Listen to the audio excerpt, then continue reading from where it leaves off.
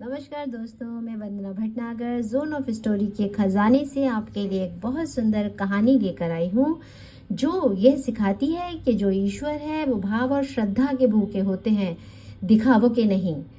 इस कहानी को जब आप ध्यान से पूरा सुनेंगे तब इस कहानी के उद्देश्य को आप जान पाएंगे। इस कहानी का उद्देश्य आपका मनोरंजन करना ही नहीं, बल्कि इस कहानी का उद्देश्य आपकी सोच और आपके विचारों में सकारात्मक परिवर्तन लाना भी है। इस कहानी को अंत तक जब आप सुनेंगे तब ही आप इस कहानी के सार को पहचान पाएंगे और समझ पाएंगे। तो कहानी आरंभ करते हैं। बहुत समय पहले की बात है। एक गांव में छोटा सा लड़का रहता था जिसका नाम अरुण था। अरुण बहुत ही क्यूट और मासूम था।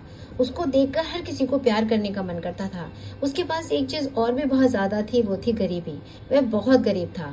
वैसे तो उसके माता पिता किसान थे, पर वह इतना नहीं उगा पाते थे कि वह 2 वक्त के भोजन का इंतजाम भी कर सके। और उनको यह दुख भी था कि वह अरुण की इच्छाओं की भी पूर्ति नहीं कर पाते। पर अरुण इन सब चीजों से बेफिक्र था। वह बिंदास खुश होकर जीवन जीता था।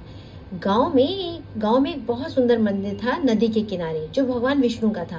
हर रोज वहां पे लोग दर्शन करने जाते थे। कोई फूल चढ़ाता, कोई सोने की थाली लेके जाता, कोई घी का दीपक जलाता, कोई घंटी बजाता, कोई पूजा करता। यह देख के अरुण बहुत खुश होता था। पर अरुण के पास कुछ भी नहीं था।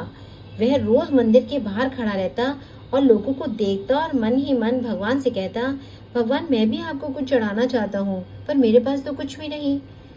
थोड़े दिनों बाद गांव में दिवाली का त्योहार आया। सभी लोग बहुत खुश थे। सब गांव को सजा रहे थे, मंदिर को सजा रहे थे। तभी किसी ने उपाय सुझाया कि हम मंदिर में इस बार बहुत सारे दिए जलाते हैं, जिसकी रोशनी से सारा मंदिर उज्ज्वलित हो जाएगा और देखने में भी बहुत सुंदर लगेगा। यह बात अरुण को भी बहुत अच्छी लगी। वह वहां बैठा रहा और सबके छोटे बड़े दीपकों को देखकर खुश होता रहा। थोड़ी देर बाद उसको भी मन में हुआ कि वह भी कोई एक दीपक जलाए, पर उसे पता था कि वह इतना गरीब है कि दीपक नहीं जला पाएगा। यह सोचकर दुखी मन से वह अपने घर वापस चला गया। जब वह घर पहुंचा तो उसने अपनी माँ को खाना बनाते देखा। माँ से बोला, माँ, क्या हम भगवान के लिए छोटा सा दीपक जला सकते हैं? माँ बोली, बेटा, हमारे पास इतना तेल नहीं है कि हम भगवान का दीपक जला पाए। यह तेल कल के खाने के लिए है। अगर हम इसका दीपक जला देंगे तो हम कल खाएंगे क्या? यह सुनकर अरुण बाहर चला गया और दुखी हो अपने ही घर के चौबारे पे बैठ गया।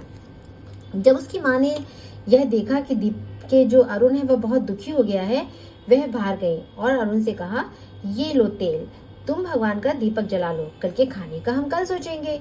यह सुनकर जो अरुण था वह बहुत खुश हो गया। उसने जल्दी से मिट्टी का एक छोटा सा दिया बनाया, उसमें तेल डाला और भगवान के मंदिर के लिए चल दिया।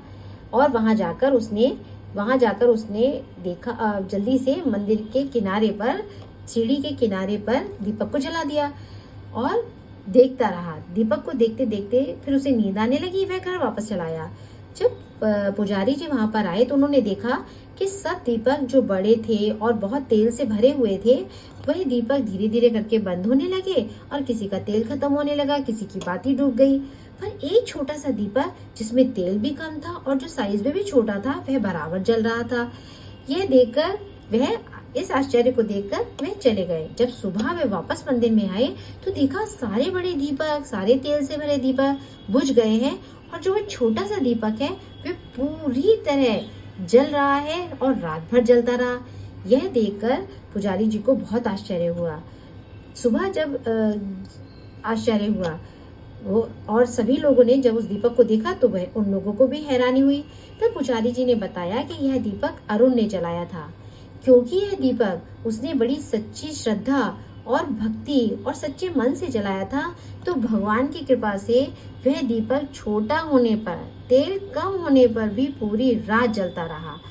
तो मॉरल ऑफ द स्टोरी ये है दोस्तों कि ईश्वर को आपके धन या दिखावे की जरूरत नहीं है।